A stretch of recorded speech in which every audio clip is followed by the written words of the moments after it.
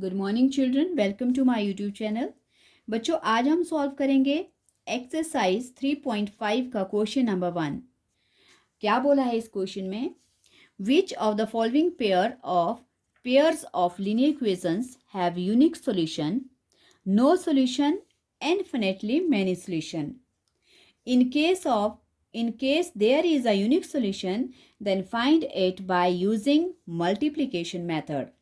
देखो बच्चों, हमें बोला है कि हमें यहाँ पे कितनी 1 2 3 4 पार्ट्स दिए हैं। 4 पार्ट्स में हमें दो दो इक्वेशंस दिए हैं और बोला है इन इक्वेशंस को चेक करो कि किस केस में हमारे पास यूनिक सॉल्यूशन आता है, किस में नो सॉल्यूशन आता है और किस में इनफिनिटली मैनी सॉल्यूशंस आते हैं।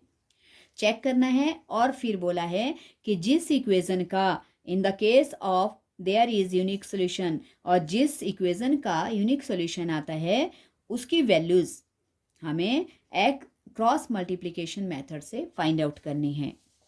ओके, तो अब हमारे पास क्वेश्चन जैसे फर्स्ट क्वेश्चन का फर्स्ट पार्ट है बच्चों। इसमें दिया है हमारे पास दो इक्वेशंस दिए हैं। हमें दिया है x minus 3y minus 3 equals to 0 और सेकेंड दिया है 3x minus 9y minus 2 equals to 0। Okay, तो अब हम क्या करते हैं, पहले इनको चेक करते हैं बच्चों। तो देखो, फर्स्ट वाली इक्वेशन में a1 b1 और c1। सो अब हम लिख सकते हैं a1 अपॉन a2। देखो a1 क्या है, फर्स्ट वाली इक्वेशन के x का कोफिशिएंट, तो इसके साथ कुछ भी नहीं है तो क्या आएगी वैल्यू 1। x नहीं लिख सकते, कई बच्चे वेरिएबल लिख देते हैं, तो x नहीं लिखते बच्चों। अगर x आपके पास अकेला है तो उसके साथ मतलब 1 मल्टीप्लाई हो रहा है, वो एक है, वो वैल्यू 1। और a2 है नीचे वाले x का, नीचे दूसरी वाली जो इक्वेशन है उसका कोफिशिएंट, तो वो है 3। फिर कॉमा आगे आता है b1 अपॉन b2। ओके, सो b1 देखो, b1 है y का कोफिशिएंट फर्स्ट वाली इक्वेशन में, उसमें है माइनस का 3 और दूसरे वाले में है माइनस 9। ओके, फिर आती है कांस्टेंट टर्म c1 और c2, वो है माइनस 3 और माइनस 2। ओके बच्चों, सो अब हम इनको चेक करेंगे कि हमारे पास कौन सा सॉल्यूशन आ रहा है, किस तरह की वैल्यूज हैं, इक्वल हैं या नहीं है। अब यहाँ देखते हैं, यहाँ 1/3 है और अगर हम यहाँ पे इनके साइन जो है वो कट करते हैं, सो ये 3 1 ज़ा 3 3 ज़ा 1/3 हो जाता है। ये भी 1/3 आ गया और यहाँ पे साइन तो कट जाएंगे बच्चों, लेकिन वैल्यू अलग है, ये एक दूसरे के टेबल में नहीं आती है, नहीं कटती है। तो हम लिख सकते हैं a1/a2 is equals to b1/b2, क्योंकि a1/a2 और b1/b2 दोनों ही क्या है 1/3 है, लेकिन तीसरी वैल्यू इक्वल नहीं है, but not equals to c1/c2। तो अभी हमने ये केस किया था कि a1/a2, जब ये दो वैल्यूज जो हैं a1 और a1/a2 और b1/b2, अगर ये दोनों वैल्यूज इक्वल होती हैं लेकिन तीसरी इनमें इक्वल नहीं होती हैं, तो इन दिस केस बच्चों वी हैव नो सॉल्यूशन। सो हम लिख लेंगे वी हैव नो सॉल्यूशन, इसमें कोई सॉल्यूशन नहीं है। फर्स्ट केस हमने चेक कर लिया, सो इसमें आ गया नो सॉल्यूशन, क्योंकि हमें क्वेश्चन में बोला है अगर यूनिक सॉल्यूशन आता है तभी क्रॉस मल्टीप्लिकेशन से सॉल्व करना है, अदरवाइज नहीं। सो ये हो गया फर्स्ट पार्ट बच्चों, इसका आ गया नो सॉल्यूशन। अब देखते हैं इसका second part. Okay, second part में क्वेश्चन है हमारे पास 2x plus y equals to 5 and 3x plus 2y equals to 8। Okay, ये इक्वेशंस दी है बच्चों, लेकिन सबसे पहले तो ध्यान दो, ये इक्वेशंस जो है वो स्टैंडर्ड फॉर्म में होनी चाहिए। स्टैंडर्ड फॉर्म मैंने आपको ax plus by plus c equals to 0 करके अभी इक्वेशंस पहले वाले वीडियो में बताई थी।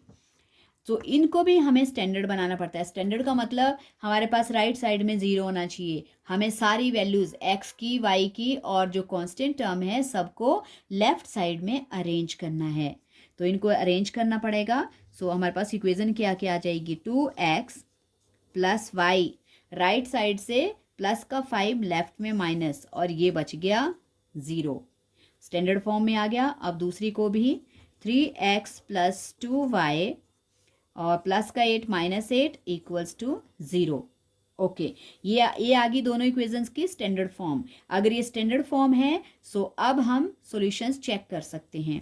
सो अब हम लिख सकते हैं नाउ क्या क्या है हमारे पास, देखो a1/a2 हम लिख सकते हैं a1/a2। a1 है बच्चों 2 और a2 है हमारे पास 3। और वैसे ही b1/b2, b1 हमारे पास 1 है क्योंकि खाली y है, अगर अकेला y है तो उसकी वैल्यू 1 है और यहाँ पर है 2। और वैसे ही c1/c2 ये है -5 और -8। ओके, अब हम चेक करते हैं बच्चों क्या कोई वैल्यू इक्वल है या नहीं है। देखो यहाँ 2/3 है, यहाँ 1/2 है और यहाँ पे है 5/8। तो इसका मतलब हमारे पास तीनों में से कोई भी वैल्यू इक्वल नहीं है। तो हम लिख सकते हैं we have a1/a2 is not equals to b1/b2 and also not equals to c1/c2। तो ये बच्चों कौन सा केस आ गया, ये 4th केस मैंने जो आपको समझाया था वीडियो में। ओके, अगर आप दो क्योंकि आपको बुक में 2 ही बोला है कि अगर ये 2 नॉट है तो यूनिक होगा, लेकिन अगर तीनों ही नॉट हैं तो भी यूनिक होता है। तो दैट मीन्स हम लिख लेंगे we have unique solution. Okay, अब बच्चों यूनिक सॉल्यूशन आ गया। अगर ये यूनिक सॉल्यूशन है सो हमें इसके क्या निकालनी पड़ेगी, बाय क्रॉस मल्टीप्लिकेशन इसकी वैल्यूज निकालनी पड़ेगी। तो अब हम लिख सकते हैं by cross multiplication method. Okay, हमारी कंडीशन कंप्लीट हो गई है, फुलफिल हो गई है कि हमें यूनिक सॉल्यूशन मिल गया है। सो अगर ये यूनिक सॉल्यूशन है सो अब हम वैल्यू निकालेंगे एक्स और वाई की by cross multiplication method. Okay, so cross multiplication method आप बॉक्स बना सकते हो, जो आपको ये चेन बताई है इसको बॉक्स समझ लो, चेन समझ लो, जो भी है, और इसमें वैल्यूज रिप्लेस करके आप अपना आसानी से आंसर निकाल सकते हो। सो अभी मैं बता रही हूँ आपको कैसे आपने अप्लाई करना है।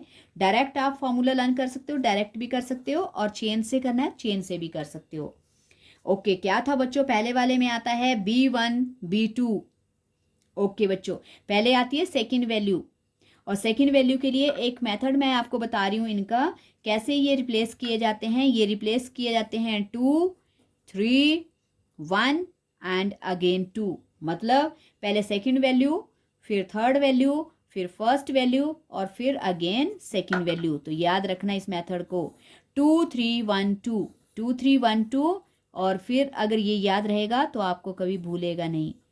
1 2 3 1 2, पहले सेकंड वैल्यू मतलब b1/b2। तो b1/b2 क्या है बच्चों हमारे पास 1 और 2, और फिर क्या है 3। देखो 3 में क्या होता है c1 c2। तो c1 है -5 और c2 है -8। ओके, फिर आता है बच्चों हमारे पास फर्स्ट मतलब a1 a2। सो a1 देखो a1 क्या है हमारे पास, a1 है हमारे पास 2 और b2 है हमारे पास, सॉरी a1 है 2 और a2 है 3। ओके, हो गया। अब उसके बाद फिर आती 1 की वैल्यू में अब क्या लेंगे हम लास्ट में, फिर दोबारा b1 और b2, क्योंकि 2 आ गया तो b1 है 1 और ये है 2। ओके, अब हम x के लिए वैल्यू बना लेंगे। सो x अपॉन क्या फॉर्मूला था हमारे पास, देखो जो एरो लगा है ना उसके अकॉर्डिंग हम मल्टीप्लाई करेंगे। b1 इंटू क्या है ये हमारे पास b1 इंटू c2, तो 1 इंटू हम लिखेंगे 1 इंटू -8। फॉर्मूला लर्न कर लेना है बच्चों अच्छी तरह से। ओके, और ये माइनस का साइन फॉर्मूले में होता है। फिर आगे वाली देखो, पहले ऊपर से नीचे को मल्टीप्लाई करना है, जैसे आपका एरो बना हुआ है, नीचे से ऊपर को नहीं करना है, आपका गलत हो जाएगा क्वेश्चन। पहले नीचे की तरफ को जो एरो है इन दोनों वैल्यू को मल्टीप्लाई करना है, फिर माइनस का साइन लगाना है, फिर जो ऊपर की तरफ को एरो है उनको मल्टीप्लाई करना है। और ये क्योंकि इसमें माइनस का साइन आ रहा है इसलिए इसको ब्रैकेट में 2 5 10 और माइनस, फिर इक्वल्स टू y y के लिए भी वैसे ही करना है। पहले नीचे की तरफ को वैल्यू, जो एरो नीचे को लगा है, -5 मल्टीप्लाई बाय 3, फिर माइनस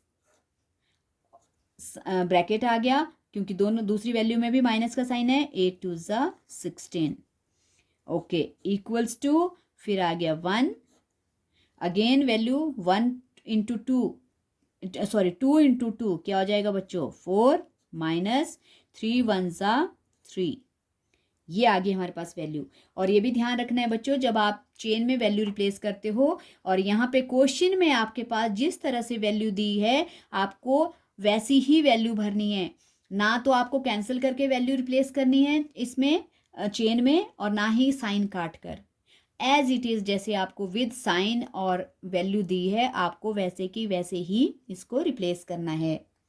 चेक करने के लिए आप वैल्यू को कैंसिल कर सकते हो, साइन कैंसिल कर सकते हो। चेक करने के बाद जो आपके पास सॉल्यूशन आ जाता है, सॉल्यूशन को चेक करने के बाद वैल्यू आपको इक्वेशंस में जैसे दी है वैसे ही भरनी है, नहीं तो क्वेश्चन गलत हो जाएगा। ओके, आगे सॉल्व करते हैं जरा इसको। ओके, क्या आया मेरे पास, x, नेक्स्ट पेज पे कर लेते हैं। ओके, तो फॉर x के लिए हमारे पास क्या आ गया बच्चों, x के लिए हमारे पास आ गया है, हम लिख सकते हैं इस तरह से x अपॉन, अब सॉल्व करेंगे इनको, प्लस माइनस माइनस -8, ओके, और माइनस का साइन है और ब्रैकेट में -10, फिर equals to y plus minus -15 और minus multiply by minus plus, चलो अभी ऐसे लिख लो, पहले वैल्यू सॉल्व कर लो। ओके, 1, 4 में से 3 माइनस हो गया 1, अब सॉल्व करेंगे,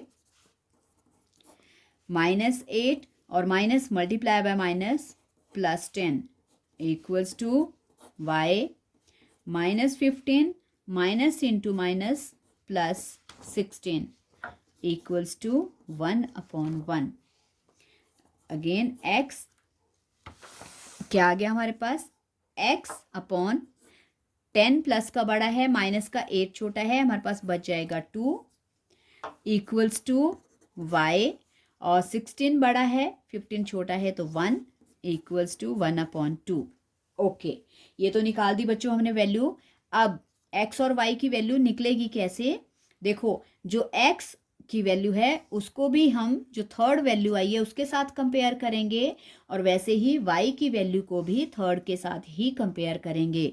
so now x/2 equals to किसके साथ कंपेयर करेंगे बच्चों, 1/1 के साथ। ओके, क्रॉस मल्टीप्लाई करेंगे, सो हमारे पास हो जाएगा x 1 ज़ा x, 2 1 ज़ा 2, x की वैल्यू आ गई 2, वैसे ही y/1 इक्वल्स 2, और y की जो वैल्यू है उसको भी जो थर्ड की वैल्यू कांस्टेंट वैल्यू आई है उसी के साथ कंपेयर करेंगे। ओके, क्रॉस मल्टीप्लाई, y 1 ज़ा y और 1 1 ज़ा 1, ये आगे बच्चों हमारे पास 2 सॉल्यूशन, और ये था यूनिक सॉल्यूशन आया हमारे पास क्वेश्चन नंबर 1 के सेकंड पार्ट में। सो आई होप आपको ये समझ आ गया है बच्चों। अगर समझ आ गया है तो इस क्वेश्चन को प्रैक्टिस करना, सबसे पहले तो फॉर्मूला लर्न करना है, और फॉर्मूला कैसे अप्लाई करते हैं वो आपको पता होना चाहिए।